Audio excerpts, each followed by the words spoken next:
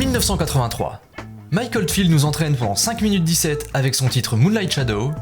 Brian De Palma nous fait rêver pendant 170 minutes avec Scarface. Et vous regardez 4 minutes de...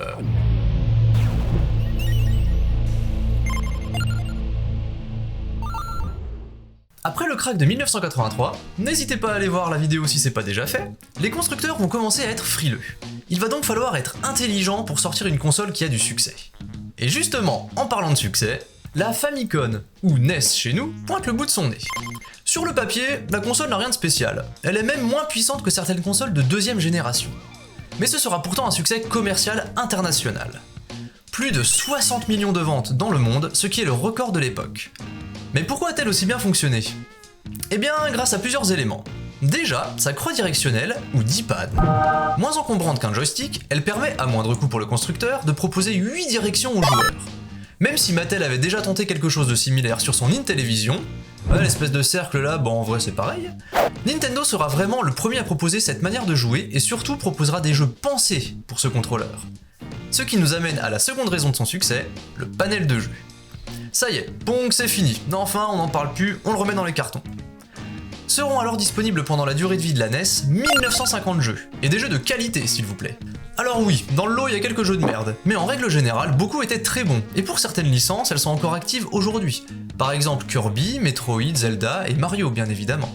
La production s'arrêtera à la fin de l'année 2003, ce qui fait que la Famicom a le record de longévité au Japon, mais ne détrône cependant pas le record international de l'Atari 2600. La même année sortira au Japon la première console de salon de Sega, la SG-1000. Avec tout de même 2 millions de ventes, elle n'arrive pas à se démarquer, Nintendo dominant alors fortement le marché nippon. Cette console va cependant permettre à Sega de se forger une première communauté solide qui va être régalée quelques temps après.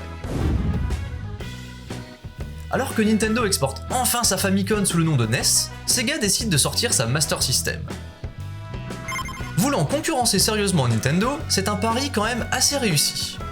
Malgré une ludothèque moins fournie que sa principale rivale, plus de 400 jeux tout de même, mais possédant des caractéristiques techniques supérieures, elle s'écoulera à plus de 12 millions d'exemplaires et va agrandir sérieusement sa communauté. Alors sois sympa, branche-moi sur une Sega. Allez, envoyez la photo du produit. Hey, branche-moi sur une Sega. Petit point intéressant, 2 jeux étaient disponibles directement à l'intérieur de la console, dans certaines versions de cette dernière. Alex Kidd et Sonic étaient alors directement jouables sans avoir besoin d'aller acheter une cartouche en magasin. 2 concurrents se partagent alors le marché du jeu vidéo, mais ça n'empêchera pas quelques constructeurs d'être toujours présents sur le marché, et notamment en 1986. Déjà présent depuis bien longtemps, et ayant tout de même une place assez légitime dans le monde du jeu vidéo, Atari dévoile sa Atari 7800. Vendue à plus de 4 millions d'exemplaires, elle ne proposait en tout que 59 jeux, toujours très typés comme des jeux de borne d'arcade, ce qui n'est quand même pas dingue, mais elle sera cependant compatible avec les cartouches de la fameuse Atari 2600, qui elle avait été écoulée à plus de 30 millions d'exemplaires. Le crack de 1983 a donc laissé de belles séquelles. Seulement 3 constructeurs se partagent réellement le marché du jeu vidéo entre 1983 et 1992. Mais ayons tout de même une pensée pour les quelques consoles de jeux ayant fait un bid, voire ayant signé l'arrêt de mort de leur constructeur.